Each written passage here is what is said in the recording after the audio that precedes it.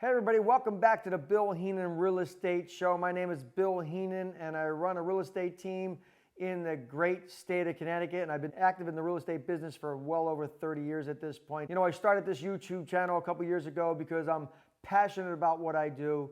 It has changed my life. You know, coming from a Philadelphia street corner many years ago, and some of the success that I've found as a result of someone else teaching me about the real estate world. And that's what it's all about. If a little bit of what I share or what I experience and share with you guys gives you the opportunity and just changes your life just a little bit, then that's really what my why is all about. So today I'm pretty excited, and I want to welcome any new people who might be finding this channel for the first time, and welcome back to anybody who's been here before and got notified about this new video. And today I wanted to talk a little bit about a question I'm hearing quite often. Today is October 13th, 2022, and from the seller side, we're in the midst of a shifting market, coming out of the pandemic market that we've experienced over the last couple of years, with some of the highest prices, not some of the highest prices, the highest prices that the real estate world has ever experienced throughout the country, and certainly where I live in the state of Connecticut. So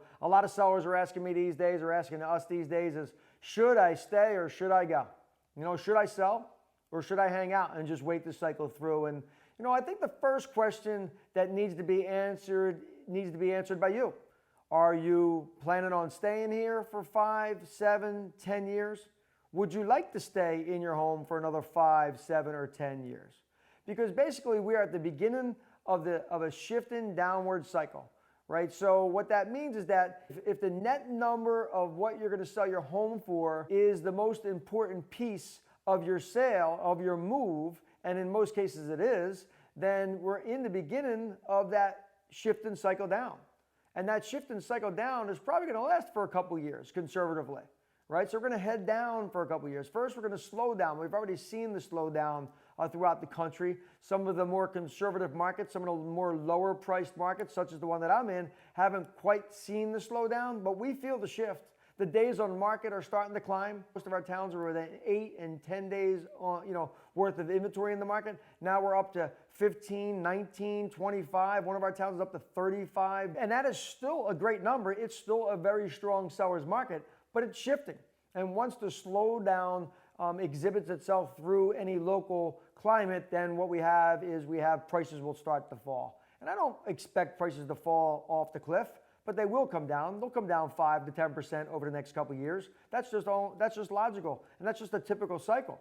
So if you're thinking about selling and you don't want to be in your house for 5 or 7 or 10 years, then that's really the answer. Like, this is going to start to head down, and then it's going to hit the bottom, and then it's going to start heading up. And if it takes us 2 to 3 years to get down, it's going to probably take us 2 to 3 years to get back up again. What has happened in previous cycles that I've experienced, sellers always look back, including myself, and say, geez, I wish that I would have sold when it was here. I'm down here at this point. I want to wait for it to come back up again. You know, that's the first question. How long are you willing to sit this one out and wait for that cycle to continue to decline and then come back up? And I believe that that's going to be conservatively 5 years, maybe as long as 10 years, but probably somewhere in the 5 to 7 year scenario, I think, because I don't think it's going to be that deep of a downturn. Our market is still based on a very short supply and a very high demand. That demand is going to slowly go away. So the other question you have to ask yourself is where you're going. You know, are you going to go rent? Are you going to stay local and rent? Maybe some sellers are going to stay local and then they're going to rent. And I think that if that indeed is the case, then you should absolutely sell now and go rent. And certainly the cost of rents are significantly higher than what you're used to them being, but I don't think that's changing too much. I think our shortage of supply, our rise in interest rates is going to keep those rental values pretty high. So, but even if they were to come down a little bit, the rental values, the percentage of loss, in other words, if I'm paying a couple $100 extra a month on a rental, is far less than what you would pay if you lost 10% of net value on your sale.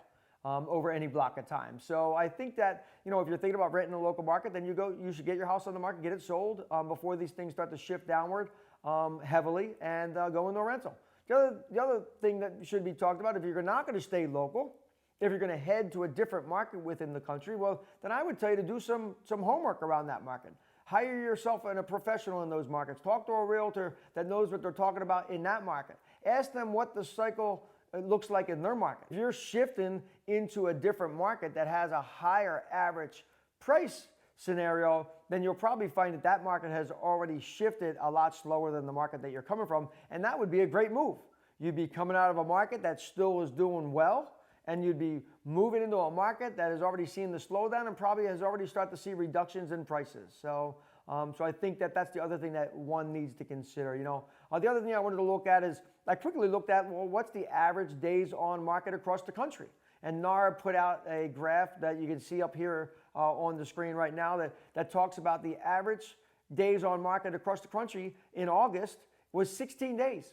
As I said before, 16 days of inventory days, that's an incredibly strong seller's market. And you can see from the graph that 16 days is well below pre-pandemic levels of 41 days on the market. So if you're thinking about selling, if you're thinking about staying, or you're thinking about going, you still have time to make that move without a dramatic adjustment in your net sales price. And once again, if you like what you've heard here today, hit that big fat red subscribe button on the lower right-hand corner of your screen. And if you'd like to hear us talk about something a little bit more relevant, or add it to the comments down below, and we'll get to that as quickly as possible. And remember, in today's market, it takes a team to win.